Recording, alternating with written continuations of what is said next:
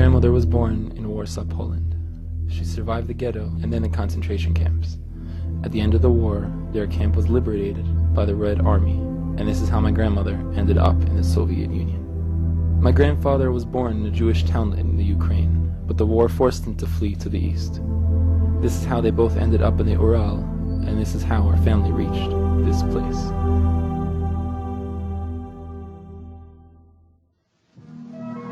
Alexander was born in Magnitigorsk, a town far removed from the Jewish shtetls of Ukraine. Some acquaintances made sort of a shidduch between his parents, who lived in different towns of southern Ural, thanks to which little Alexander had a striking remark in his documents: Jew. Thank God the Soviet power did not come up with the idea of forbidding Jews to marry each other. All my parents knew about Judaism is that Jewish boys should marry Jewish girls. In the end, I was born not only a Jew, but a Kohen. But Alexander did not find out about his descendants from Aaron HaKohen, or its meaning, until much later. Only when he stepped onto the shores of Eretz Yisrael, the non-religious clerks in Israeli ministries unexpectedly stood up with respect and joy upon hearing his last name. They finally explained to Alexander that the family name Katz is an acronym of the words Kohen Tzedek, righteous priest.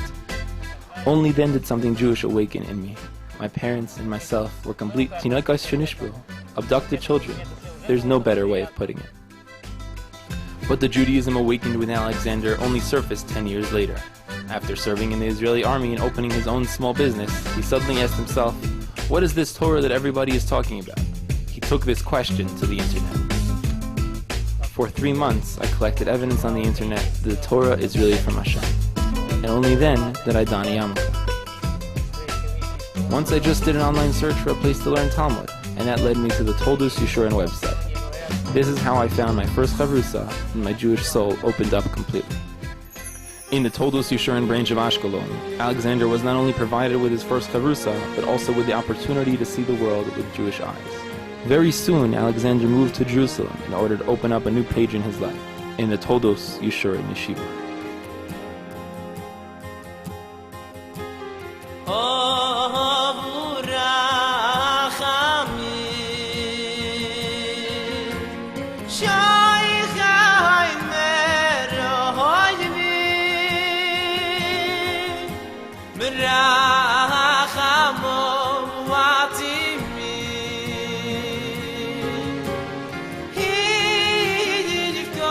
A logical continuation of such a story, of course, must be a wedding.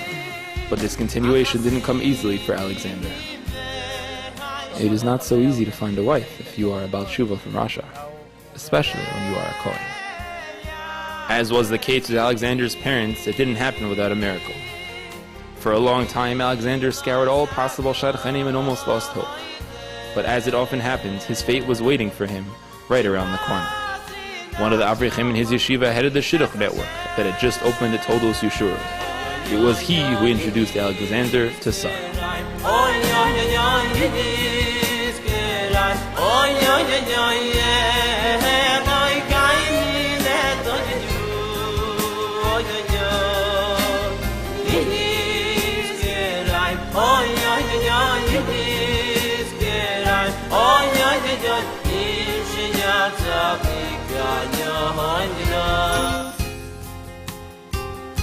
This couple is not going on a romantic honeymoon after their wedding, but rather on shlichus, to bring the Jews of Moscow who are far removed from their Jewish roots closer to the Torah. In essence, just as Alexander had been once. I hope that my wife and I will be able to establish a basis for future generations, so that this should never happen again, that Jews should never again lose their roots, that they should never turn their backs on the Torah.